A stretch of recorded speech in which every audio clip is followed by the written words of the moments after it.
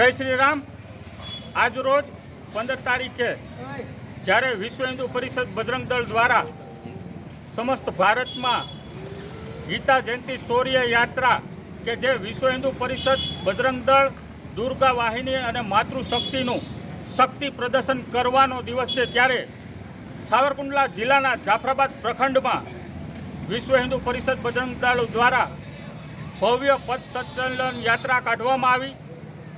તેમાં જાફરાબાદ શહેર અને જાફરાબાદ તાલુકાના 22 ગામના બજરંગ દળના ભાઈઓ, સાવરકુંડલા જિલ્લામાંથી પદાધિકારીઓ, રાજુલામાંથી તથા સાવરકુંડલા જિલ્લાના તમામ તાલુકામાંથી પદાધિકારી પધાર્યા અને હજારોની સંખ્યામાં બજરંગ દળ દ્વારા શિસ્તમાં પથ સંચલન જાફરાબાદના શહેરમાં આખા 3 કિલોમીટર સુધી પરિભ્રમણ કરવામાં આવ્યું। તો વિશ્વ હિન્દુ પરિષદ જાફરાબાદ બજરંગ દળ દુર્ગા વાહિની અને માતૃશક્તિ સર્વે હિન્દુ સમાજના અને બજરંગીઓ ભાઈઓનો ખૂબ ખૂબ આભાર માને છે।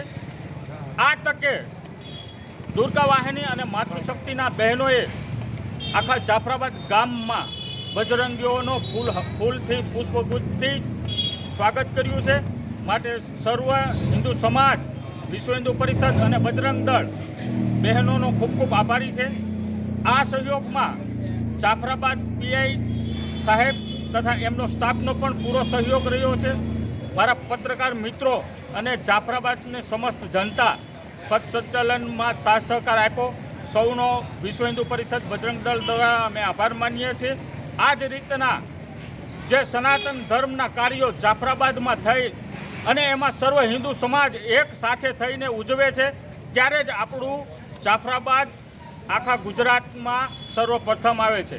માટે આ જ રીતના સર્વ હિન્દુ સમાજ 18 વર્ણ એક રહે અને સર્વ સમાજ સાથે રહીને વાર તહેવાર પર્વ ઉજવતું રહે, એટલું જ। જય શ્રી રામ, જય ગૌ માતા। જય જય શ્રી રામ।